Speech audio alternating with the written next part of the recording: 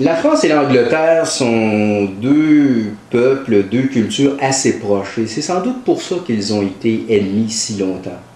Hein, l'histoire aurait pu être différente. Vous savez qu'à une certaine époque, le roi d'Angleterre était en même temps roi de France. N'eût été de Jeanne d'Arc, la France et l'Angleterre auraient peut-être été le même royaume. L'Angleterre a été très marquée par la conquête normande de 1066. La noblesse anglaise, au temps de Richard Cœur de Lion, parlait le français. En fait, Richard Cœur de Lion est beaucoup plus un Français qu'un Anglais. Alors, c'est comme deux peuples, je dirais deux frères ennemis, les Français et les Anglais. Donc, ils ont beaucoup en commun, mais ils ont aussi des différences fondamentales. L'une des grandes différences entre l'esprit français et l'esprit anglais, c'est l'esprit juridique.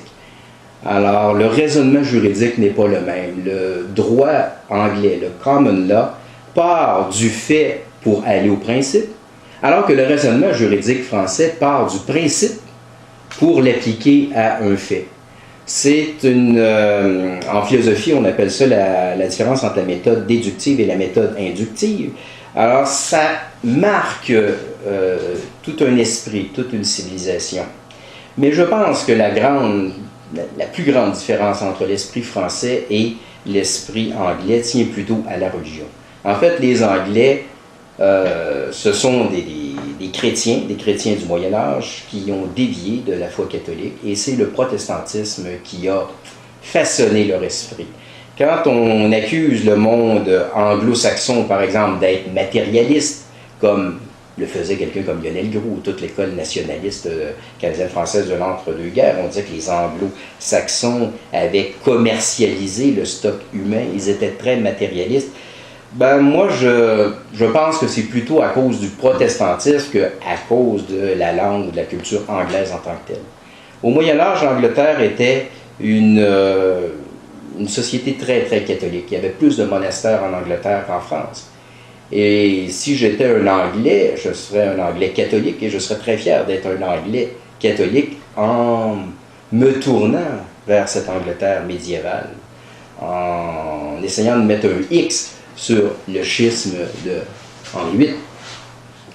Alors donc, comment les Canadiens français et les Canadiens anglais peuvent-ils s'entendre? Ben, ils ont quand même des choses en commun. Il ne faut pas sous-estimer l'acculturation que l'on a eue dans notre société canadienne-française. La présence anglaise, elle est là, elle nous a marqués. Elle nous a marqués par les institutions politiques, surtout par le système juridique. On a réussi à faire un bel amalgame entre l'esprit juridique français et l'esprit juridique anglais.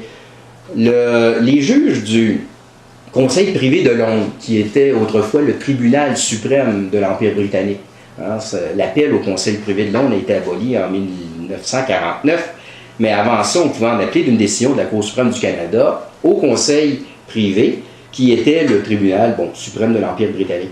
Alors, lors d'une cause, je ne me souviens plus laquelle, les juges avaient fait l'éloge des avocats canadiens-français en disant « Il n'y a rien de plus beau qu'un avocat qui est capable de plaider le droit anglais avec l'esprit cartésien des Français. » Je pense que l'éloge allait à Louis Saint-Laurent, qui était à ce moment-là l'avocat du gouvernement fédéral et qui va être par la suite premier ministre du Canada. Mais dans le fond, c'est un éloge qui pourrait aller à tout notre système juridique et d'une certaine manière à toute la société québécoise. La société québécoise, c'est une société d'origine française, c'est vrai, mais il n'y a pas eu que ça.